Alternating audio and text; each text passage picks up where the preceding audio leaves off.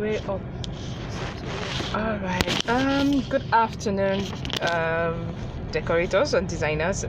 Welcome to episode 9 of So You Call Yourself a Decorator. I need to apologize for coming live an hour late, 3 minutes late or thereabout. Where do I start from? Okay, I think I'll just go straight ahead to talk about today's topic. We're still on structuring your business for profit, and today we're looking at onboarding clients, that is getting ready for your clients. Okay, sorry, I'm getting a notification here. Okay, from Monday we've been looking at visibility, communication, and getting the basics right. That's setting up your business, registering it, setting up your tax payment, how you remit your tax, and all of that. Now we are looking at when clients eventually says, oh, this business can actually be of service to me, or this professional can be of service to me, and then they contact you and you have to wait, say, 2 days or some people even wait 1 week before they get back to the customers. That is actually very, very wrong. You are supposed to be ready before your clients come calling, or your clients come calling, and that is what onboarding is really all about: putting your books or your house in order to receive visitors. In layman's term, I'm so sorry about that, guys. I need to. Okay, so I'm actually in transit, so if you hear car horns or people talking around me, just know that it is not me. I'm not in my usual location at this time. I'm heading home, or I'm heading to my kids' school from the China exhibition that started today. So please pardon me for any kind of distraction that might happen in the course of this broadcast. So back to what I was saying, getting prepared before your clients come calling, and that is first and foremost, what is the experience? You have to ask yourself, what is the experience that you want your clients to live with after they are done doing business with you, or when they contact you for the first time, or when they come in contact with you or your brand. So once you're clear on that, if you want to give, if what you're going after is say treat them like a queen or a king, or you want them to have this taste of class, or you want them to have what other kind of feeling, because long after your encounter with them or your contact with them, what they will remember, or what will keep coming to their mind, is how you made them feel. So you need to be very clear on the message you want to pass, or the experience you want to create for your clients, which is one of the things that embodies, or is part of what your brand is all about. Okay, so now that is out of the way, how do you onboard your clients, or how do you prepare to onboard your clients? It's very simple. Before your clients come calling, you already know the services that you want to render, or the products that you're selling. So you know the possible questions they want to ask you. If it is possible for you, you need to put those questions down, write them down somewhere, especially if you have somebody else handling your client, like a customer service agent, or somebody who is your partner, or somebody who stands in the gap for you when you are away from your business. So you need to have those questions handy, and the answers, not solution, are the answers to those questions. Take, for example, if you're into product sales, people who call in who want to buy your product, say an office chair now, or you said a range of office chairs. They want to be able to find out if, number one, the chair how durable the chair is. Number two, can they have it in different colors? Is it possible to have it in different colors? Maybe they want to match it to the brand color or their brand color. 3, they want to know how soon you can deliver. Other things that they will want to ask you is payments. Can they see the product before they pay for it? And how when it comes to, most of the office furniture are usually sold uncoupled, so they want to know if you can help them put it together, or they are going to have to bear the cost of that. That's just an example when it comes to product sales. When it comes to service-based business, they want to know if you charge for consultation. They want to know if you can do site visits or if they can come meet you in your office. They want to know, one of the first questions that most clients ask you is, how much will this cost? How much will this cost? And if you're waiting for your client to give you a budget for you to work with, for example, somebody wants to set up their own apartment, they are moving out, and they want you to come help them renovate the space to match their taste and all of that. And then the question you ask them is, how much are you willing to spend, or what is your budget? I've never seen a client that will tell you, I am spending, this is the amount I have.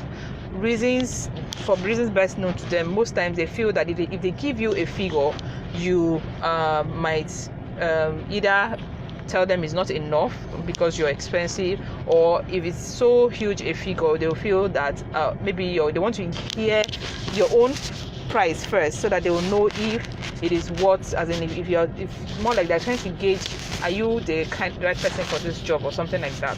So the best thing you can do after you might have done a site visit or maybe converse with the client is to come up with two possible budgets for them. One that is high and one that is reasonably not too high. I don't want to say low, because a low budget project might not really be something that you are into. So that is how to handle such. So you have to be, what I was explaining before I went into product and services, what are the possible questions they will ask you. You need to be able to think ahead, put yourself in their shoes, and find answers to those questions before they are being asked. That's one. Next, you need to put together the process from when you pick their call or when you meet with them to when you hand over the project or when you deliver the product that you're selling. What does that mean? It means that you should have a, what they call this word now, like a step-by-step procedure of how you work, of how you're going to render the service or sell the product. If somebody calls me or buzz me online, or I get a notification that somebody has ordered for a product online, one of the first things I do is pick my phone to call the person, to converse with them. And the reason why I'm calling is to be sure that they know what they are ordering for. They know they want to be sure that it's going to suit the purpose for which they want to use it for. And then if it is a product that has conditions attached to it, I need to spell that out to them. For example, if a customer orders for, say, a duvet cover set from me, when I call this client, I want to be sure that this client already has a duvet insert that he or she is going to use. Because a lot of them, when they see the product pictures online, what they see is a complete bedding laid. So all that is in their head is they are getting a full duvet set. They do not understand that duvet cover set is different from a complete duvet set. So if you do not call them up to explain that to them, by the time you deliver such product, they get returned or rejected, or the client just feels that, they're trying to play smart. This is the picture I saw online and this is what you sold to me. So that, to be able to protect your brand or protect your business, as well as protect your integrity online and offline also, those things are very necessary. So depending on the kind of business you run, what are the procedures, what are the first few things or first steps that you take when a customer comes in contact with you for the first time? If it's much more easier, all you need to do is, maybe depending on the kind of relationship you have built with that customer, you might skip some steps or skip some formalities and just go straight to the point with them. So once you're done with once you can get all of that done, it means that in that process, these are the key ingredients or key factors that should be in place. Number one is that you should have your product catalog. All right, sorry about that. That is because the network is fluctuating here. So as I was saying, have your product catalog handy. I'm not saying go print out hard copies. If you can print out hard copies, fine. But most times an e-copy is okay, because you can always edit. For me now that I do product sales, I have a range. I have different categories of product. I have beddings. I have office furniture. Sometimes So it saves me time, it saves me money, it saves the customer too. That though you might say, oh, but if the person has the access to the hard copy, they will have. So I'm saying for you to be fast in delivery of your product or your service, you need to look for ways that will make it look very fast. So that's just an opinion or a tip that you can use. I was mentioning the fact. Okay, sorry about that. As I was saying, the key factors that should be in your onboarding process, I mentioned your catalog if you're into product sales, or a letter of introduction, or a small brochure that explains what your services cover as a service-based interior designer or interior decorator. You also need to have your invoice template ready, you need to have your receipt template ready, your waybill template ready, and then you need to also set up the right channels where they can reach out to you. If you're going to be separating your personal line and your personal email from your business one, you need to also set that up right, and also try to always put that in all of your materials that you communicate with, whether online or offline, in hard copies. You also need to have all your information, your social media information handy, so that anyone, wherever they are, can always have access to you and not necessarily wait until they have to call in person or chat with you on WhatsApp. They can always they can reach you from as many platforms as possible, that they can send a message across to you. Let it be known to them, so that you are giving them multiple options to do business with you. So what else do I need to cover again under this topic about onboarding your client? Yes, it doesn't hurt also to have a welcome letter ready before you start receiving your clients. If you have not been doing that, you can start doing it. When you receive a new client, you need to send them an email. Most times, usually an email. Very few people do letter posting, except if you can send through a dispatch. If you want to send, say, if you're up to it, you can send a little package.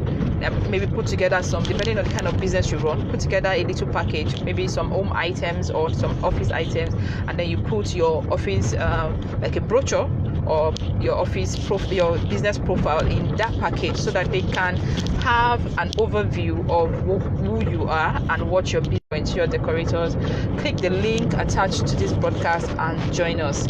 I promise you, your business will thank you for it. If you want to implement the game plan in your business, also there's also a link attached to this broadcast that you can click on to set that up as soon as you're ready to. Thank you so much for listening in. Adetutu Balogun, Akimboloju, Kayode Oluwasegun, and Victor. For you, those of you that are catching. Okay, so thank you so much if you're catching the replay. Let me know in the comments if you're an interior designer or interior decorator. And like I said earlier, we would love to have you over in the Business School for Interior Decorators community. My name is Bisi Odewale. I'll see you same time tomorrow. That's 2 p.m.